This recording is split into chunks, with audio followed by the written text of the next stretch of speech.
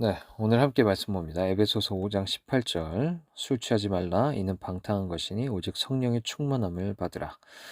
우리의 그릇이 비워질 때 성령 충만이 임한다는 제목으로 말씀을 나눕니다. 네, 오늘 말씀 보면 이 성령의 충만함을 받으라라는 이제 명령이 나옵니다. 근데 이것은 이제 모든 그리스도인들을 향한 것이죠. 그렇기 때문에 모든 그리스도인은 성령 충만함을 받아야만 됩니다. 자, 그러면 그게 진짜 가능할까요? 자, 우리가 이것을 우리의 행함으로 성령 충만을 받으라 이렇게 이해하는 것보다는 오직 성령의 충만함을 받으라라는 것은 주님이 이 약속을 우리에게 하신 것이다. 주님이 친히 이것을 우리에게 이루실 것이다라는 것으로 보시길 바랍니다. 그렇다면 오늘도 그것은 우리에게 가능하다. 이것을 우리는 생각을 해볼 수 있습니다. 자, 어떤 사람은 또 이런 생각을 해요. 회심 후에 추가적으로 무슨 더 충만함을 받아야 될 필요가 있느냐. 예? 그렇기 때문에 성령 충만함은 굳이 필요 없다. 그죠? 성령의 내주 정도면 되지 않느냐라고 말을 할 수 있습니다. 자, 그것이 좀 방법론적으로 혹시 성령의 어떤 충만함이 어떻게 다른 방법들을 이야기할지 몰라도 적어도 그 성령이 충만해져야 되는 건 더 분명함은 있습니다. 그것이 어떤 뭐라 그래야 될까요? 좀 체험적인 순간적인 어떤 체험이라든지 아니면 점진적으로 주님을 향한 어떤 훈련 가운데서 되든지 무엇이든지 간에 우리가 성령 충만함을 받는 것이 필요합니다. 왜냐하면 우리는 여전히 성령께서 우리 안에 계시지만 로마서 7장에서 이야기하는 것처럼 여전히 육신, 특히 죄 가운데 그 죄의 법 안에 매여 있는 것을 우리는 보게 되죠. 그것은 분명 성령이 우리 안에 계시지만 성령이 지배적이진 않다. 오히려 육신이 지배적이라는 것을 우리에게 보여주는 것입니다. 그러므로 에스겔 37장에서 이야기하는 것처럼 성령 충만의 정도가 단순히 우리의 발목을 어떤 적시는 정도가 아니라 무릎과 허리를 넘어서 정말 우리 몸 전체를 잠글 정도로 그렇게 성령 충만해야 된다. 그렇게 온전히 주님의 통치 안에 들어가야 된다. 그래서 온 저 육신이 더 이상 어떤 힘을 못 쓰고 오직 성령을 따라 행하는 것이 너무나도 이렇게 당연한 것, 자연스러운 것. 그럴 때까지 우리가 성령 충만함을 받아야 되는 것이 반드시 필요하다라는 것을 우리는 생각해 볼 수 있습니다. 그렇다면 자, 성령 충만함이라는 것에 대해서는 우리는 먼저 이렇게 정리를 하면 좋겠어요. 혹시 아직도 의심이 간다면 성경 말씀을 더 이제 공부를 하시면서 성령 충만이 진짜 받아야 되는 건지 아니면 오늘날도 가능한 건지 이 부분에 대해서 다 회의적인 부분이 있다면 다 정리를 하시고 확신을 가질 수 있으시기를 바랍니다. 자, 이제부터는 성령 충만에 대한 어떤 이런 확신을 가진 상태를 전제하고서 같이 말씀을 나누겠습니다. 자, 성령 충만을 이제 갈망한다면요. 우리는 단단히 우리 결심을 해야 됩니다. 야, 정말 마치 밭에 감추인 그 보화를 얻듯이 정말 성령 충만, 주님의 그 충만한 그 통치를 우리가 구하면서 이제 그것을 위해서 내 모든 것을 다 바치겠다. 다 대가를 치르겠다. 그렇게 해서라는 반드시 정말 성령 충만함을 받겠다라는 어떤 그런 마음이 있으셔야 됩니다. 자, 물론 이 시간 주님께서 역사하시리랍니다. 마치 예수님께서 제자들을 부르실 때 모든 것을 정말 아버지와 그물과 배를 버리고 쫓았던 것처럼 오늘도 이 말씀을 듣는 중에 주님께서 그런 어떤 역사를 행하시길 원합니다. 그래서 자, 성령 충만에 대해서 우리가 무엇보다 대가를 지불해야 되는 것 중에 하나는 그것은 한마디로 말하면 이제 우리가 노예되는 것을 이야기하는 것입니다. 예수님이 우리 주인 되신다라는 것은 반대로 말하면 노예되는 거죠. 로마서 1장 1절에서 바울이 이야기하는 것처럼 우리가 주님께 주인 어떤 노예됨을 이야기하는 것입니다. 자, 노예는 내게 속한 모든 것이 그 주인의 것입니다. 그죠? 다 이제 로마서 6장 말씀처럼 우리가 자신을 다 드렸습니다. 본래 주님의 것이죠.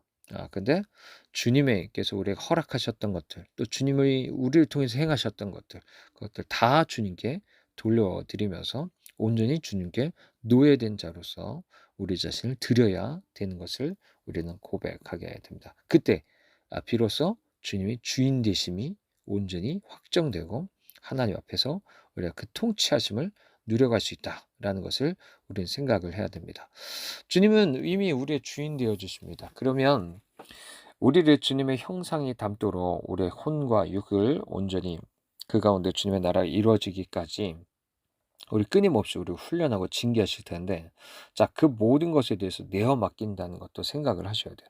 그렇다면 거기에는 우리가 원치 않는 어떤 고난도 있을 수 있다. 그죠? 우리가 그동안 즐겨왔었던 세상적 쾌락은 오히려 이제 용인되지 수 없고, 반대로 어떤 흔히 우리가 말하는 어떤 고난이라고 말해야 될까요? 그런 것들이 우리한테 닥쳐올 수 있다라는 것을 생각을 해야 됩니다. 자, 이 길은 한마디로 말하면 십자가의 길이에요, 십자가의 길. 그래서 여기 안에는 어떤 편한 것이 있을 수 없습니다. 자, 그래서 사람들은 이 십자가의 길을 따라서 계속적으로 더욱더 성령 충만해져 가는 그 길, 그 길이에 대해서 사람들이 기피해요. 이런 것에 대해서 이야기하고 이것이 바로 기독교다라고 하면 수많은 사람들은 이제 떨어져 나갑니다. 이런 것에 대해서 이야기하지 않고 그냥 편하게 정말 적당히 세상적인 쾌락도 느끼고 또 죄도 져도 되고 육신적으로 살면서 그리고 죄도 져도 괜찮고 그냥 적당하게 예배만 드릴 수 있다면 괜찮은 그런 종교, 그런 것을 수많은 사람들이 찾고 있습니다. 하지만 성령 충만의 길은 그런 것이 아닙니다. 십자가의 길이에요. 그 길을 통해서만 우리가 얻을 수 있습니다. 그 길을 통해서 우리가 그 길을 통해서 점점 더 우리가 십자가로 인해서 내가 죽음이 점점 더 내게 더욱더 커져갈수록 성령 충만도 내게 커져가는 것이죠. 자, 그러므로 사실 성령 충만이라는 건 단순히 어떤 이례적인 것이 아닙니다. 내가 아까 말씀드렸죠. 처음에 예수 그리스도를 믿을 때 우리 성령 세를 받을 수 있어요. 그리고 그때 성령 충만을 이미 경험할 것입니다. 근데 그게 다가 아니죠. 사실 이 시간에도 그런 경험을 할 수도 있어요. 근데 그것도 다가 아닙니다. 우린 여전히 그 여정 안에 있는 거예요. 십자가의 길 위에 있고 더 십자가가 내게 실제가 돼야 되고 그렇게 성령 충만은 더욱더 커져가야 됩니다. 내가 죽음이 커져갈수록 이 성령 충만이 커져가는 것이기 때문에 내가 지금 맛본 어떤 성령 충만보다 더 큰 성령 충만이 나를 기다리고 있고 그것을 위해서 더 큰 십자가의 길, 그 길을 계속적으로 걸어가야 되는 것이 우리에게 있다는 것을 생각하시길 바랍니다. 자, 성령 충만에 대해서 이렇게 이 모든 것 노예로서 주님 앞에 내 자신을 드리고 기꺼이 주님 내 삶을 다루시도록 하며 계속적으로 이렇게 십자가의 길을 갈 정도로 그것을 갈망할 때 그럴 때 비로소 주님께서 우리에게 충만함을 주십니다. 자, 우리는 하나님 옆에서 뭔가를 갈망하는 만큼만 채워지는 거예요. 우리는 한번 우리의 성령 충만을 경험했을지라도 그렇기 때문에 안주하시면 안 돼요. 이거면 됐지. 그리고 마치 그것이 다 이룬 것처럼 만병통치약인 것처럼 안주하고서 더 이상 성령 충만을 바라지 않는 그것이 아니라 더 큰 성령의 충만함을 구하는 것이 필요합니다. 제가 예전에 들었었던 찰스 피니에 대한 예화인데요. 이 사람은 어떤 성령 충만함이 얼마나 큰지 공장에 들어가니까 수많은 사람들이 그 성령의 그런 충만함 앞에 그 사람들이 굴복했다라는 것을 이제 들은 적이 있습니다. 그렇습니다. 그 정도로 그런 것들이 우리에게 기준이 되고 또 그만큼 어떤 현상을 말하는 거 아닙니다. 성령 충만함이 그렇게 크다는 거죠.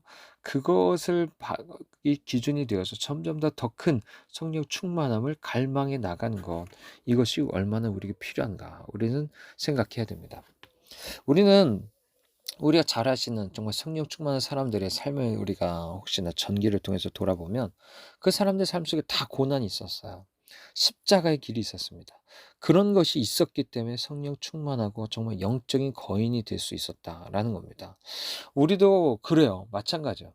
그 사람들과 우리의 차이점은 없습니다. 없어요. 똑같이 우리도 예수 그리스도 아니고 주님도 우리 안에 계십니다. 그리고 우리 안에서 온전히 그렇게 충만해지시기 원하세요. 근데 우리는 그 십자가의 길을 기꺼이 가지 않으려고 하는 것뿐입니다.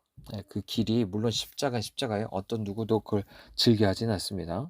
하지만 우리가 이 길 속에서 정말 우리 자신이 온전히 주님 앞에 그 절망과 어떤 아픔 속에서도 이것이 나에게 정말 예수 그리스도를 얻게 하는 정말 귀중한 기회라는 것을 우리가 생각해 본다면 우리는 이 시간을 통해서 우리 자신을 다시 한번 드리면서 주님이 다시 한번 우리 가운데 성령 충만함으로 오시도록 그렇게 구하는 것도 우리에게 참 유익합니다라고 할 수 있을 것입니다. 또 감사한 것은 이렇게 고통스러운 연단 과정 가운데서 하나님 우리를 버리지 않으신다는 거죠. 예수 그리스도께서 십자가 가운데 버림받으셨습니다. 근데 우리는 예수 그리스도를 통해서 우리가 온전히 주님께 받아짐즉 받아준 드려진 그리고 용납된 존재라는 것을 우리 기억하시길 바래요. 하나님 결코 우리 버리지 않으십니다. 때로는 영혼의 어두운 밤과 같이 이 고난의 길을 걸어가면서 십자가의 길을 걸어가면서 주님이 느껴지지 않아서 우리는 더 힘들 수도 있어요. 정말 십자가에서 예수 그리스도께서 당하신 고통이 바로 그것임을 우리는 알 것입니다. 자, 그런데 감사한 것은 그때 우리가 감각적으로 그것을 때로 느끼지 못할지라도 심지어 그 감각조차도 감각적인 신앙조차도 죽어야 된다는 것을 우리는 생각해 볼 필요가 있어요. 그래요. 그래야만 온전히 그 감각을 뛰어넘어서 진리 안에서 주의 성령의 충만함으로 나갑니다. 자, 그리고 이때는 우리 자신이나 어떤 사람의 어떤 것이 어떤 위로가 될 수 없어요. 힘이 되지 못합니다. 나 인간의 어떤 공로로 그것들이 인정될 수도 없고요. 그것을 그런 어떤 어두운 영혼의 밤을 어떤 자기의 의로 더 밝힐 수도 없습니다. 철저히 이제 십자가로 더 서야 된다는 것을 우리는 기억해야 되죠.